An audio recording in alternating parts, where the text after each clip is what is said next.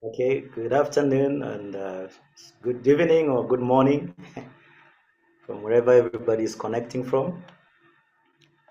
It's actually a great pleasure for me to be here, to be participating in this high profile validation workshop. So just allow me to read my speech here. Give me a second.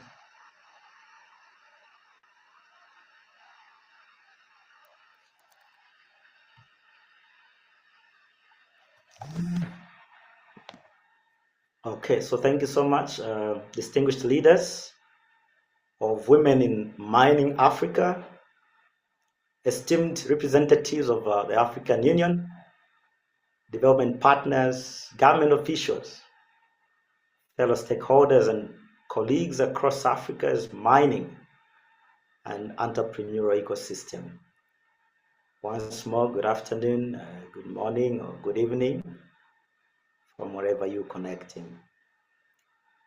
It is indeed an honor to share this platform with you distinguished colleagues today as we participate in this momentous occasion.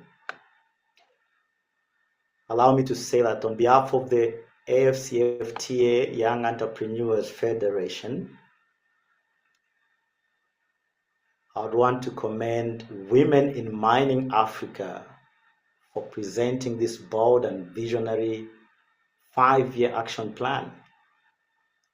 This roadmap is not only about mining, it is indeed about women's and youth leadership, inclusive growth, and unlocking Africa's potential in ways that directly touch our communities. Across Africa today, we're talking 465 million young people that are actively seeking employment and empowerment opportunities.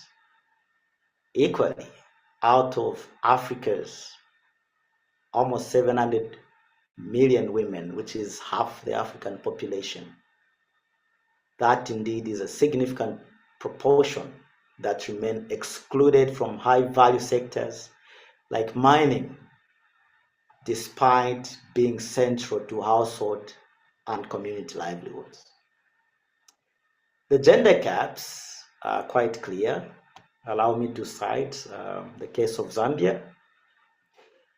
You'll be interested to know that women hold only about 1% of large-scale mining licenses and none of the gemstone licenses as we speak.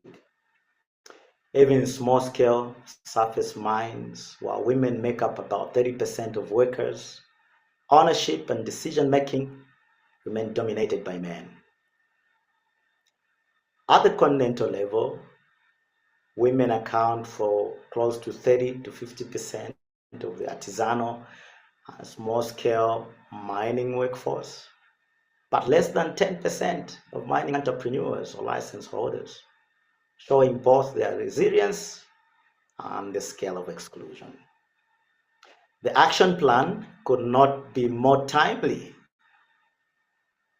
Under the AfCFTA, our continent is breaking down barriers, connecting markets, and creating opportunities.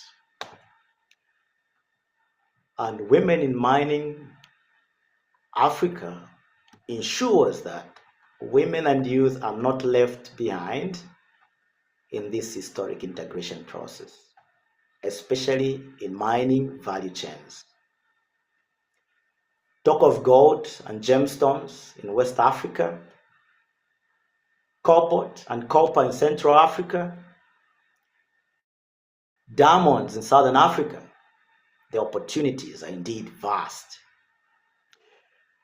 But to seize them, we must support women-led cooperatives, SMEs, and innovators the value chain, while ensuring youth have platforms for training, enterprise incubation, and leadership. At AfCFTA, with our headquarters in Accra, Ghana, and 33 chapters across Africa, plus 5 in the diaspora, we stand ready to collaborate with Women in Africa, Women in Mining Africa.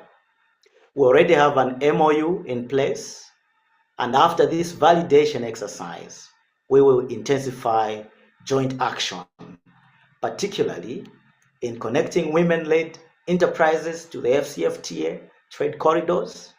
Secondly, offering youth mentorship, skills development, and enterprise incubation. And lastly, advocating for fair access to concessions, finance, and technology. In closing, let me emphasize, Women in Mining Africa Action Plan was simply adopted. It is a continental call to action. It is a living framework requiring all of us to turn commitments and impact for women, youth, and our communities. On behalf of AfCFTA, I reaffirm our support, our partnership, and our readiness to stand with Women in Mining Africa in delivering this vision for a prosperous and inclusive Africa. I thank you.